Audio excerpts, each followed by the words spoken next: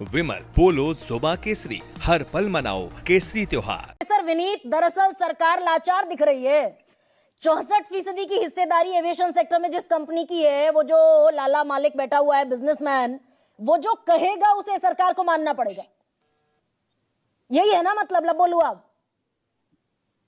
गरिमा जी, आप सभी को गुड इवनिंग, नमस्कार।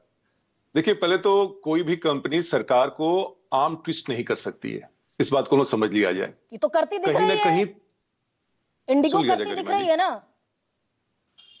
मेरी बात खत्म हो जाने दीजिए, फिर आपके दूसरे सवाल पे आते हैं।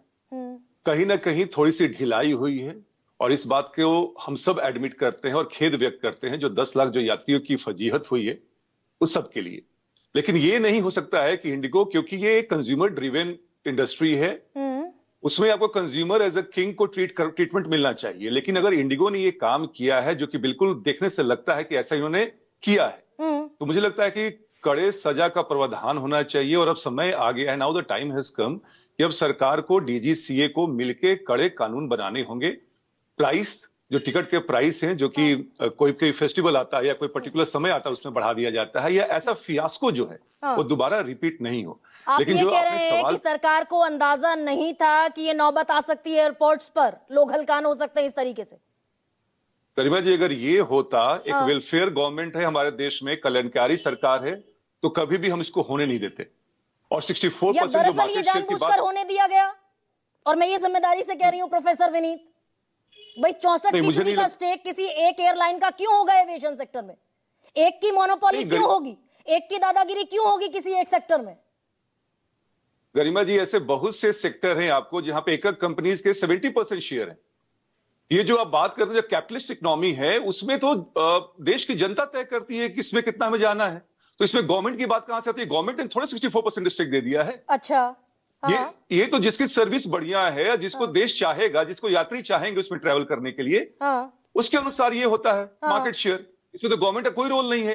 हाँ, जो आपने कहा है कि ऐसा फिर से फियास्को नहीं हो, ऐसा जो व्यवधान हुआ है आगे नहीं हो, इसके लिए हमें तैयार रहना पड़ेगा। और इंडिगो के जो भी सीईओ हैं, मैनेजिंग डायरेक्टर, या जो भी लोग रिस्पॉन्सिबल हैं, मुझे लगता है they should be taken for the task. Professor Vineet, मैंने जब ये सवाल पूछा आपसे कि हमने ये होने दिया, दरअसल एक की दादागिरी हमने चलने दी है, मैं इसलिए सवाल पूछ रही हूं। बाकायदा कानून था इस देश में कि मैक्सिमम किराया कितना हो सकता है, मिनिमम किराया कितना हो सकता है। सरकार ने 31 अगस्त 2022 को वो कैपिंग एयरलाइंस मालिकों पर से हटा ली। लूटिए जितना लूटना है जनता को।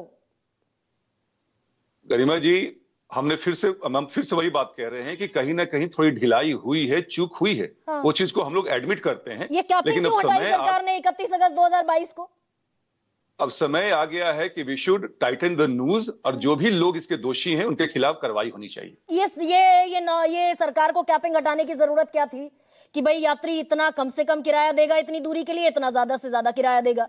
ये एयरलाइंस को लूटने की खुली छूट देने की नौबत क्यों आई?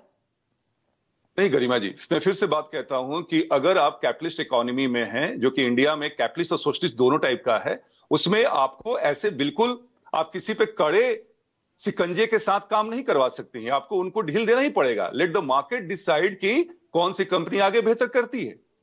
इसीलिए सरकार ने अगर ये किया है तो there should be certain reason.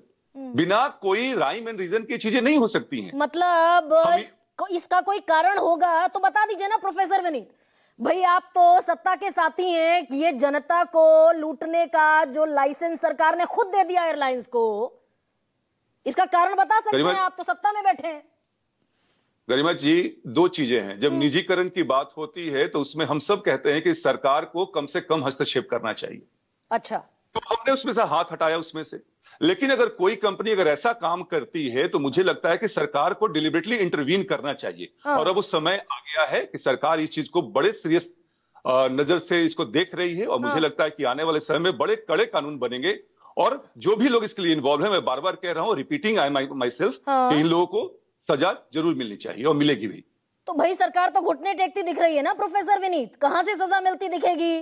FDTL के जो नियम लागू होने थे पायलट्स की सुरक्षा के लिए 10 फरवरी तक बढ़ा दिया, 3 महीने की लिमिट और बढ़ा दी, और यात्रियों को छोड़ दिया आराम भरोसे। पायलट आंखें मलते मलते लाल आंखों के साथ फ्लाइट उड़ाएगा। कितने मरेंगे, कितने जाएंगे, कितने राख होंगे, ये तो छोड़ दिया अधर में सरकार ने। गरिमा जी, ये तो बिल्कुल लॉन्ग शॉट नहीं गरिमा जी, ऐसा तो कभी हो ही नहीं सकता है। हाँ। अभी जो है कि इमीडिएट रिलीफ यात्रियों को मिलनी चाहिए, जो 10 लाख जो परेशानी झेल रहे हैं, इसलिए इस चीज को थोड़ा सा लिबरलाइज किया गया है। लेकिन इसका मतलब ये नहीं है कि इसको हमेशा से हटा लेंगे हम। जैसी ये चीजें सब चीज सामान्य होता है, उसके बाद से आप देखेंगे सरकार और ministry of aviation, DGCA action mode में आएगा और जो भी हमें कानून बनाने होंगे हम सब बनाएंगे। और ये जो 3 महीने थके हुए पायलट एयरलाइंस चलाएंगे, फ्लाइट उड़ाएंगे और कुछ खुदा ना खास्ता कोई दिक्कत, परेशानी, एक्सीडेंट होता है तो कौन जिम्मेदार होगा फिर इसका? प्रोफेसर विनीत, नियम तो आपने हटा दिए।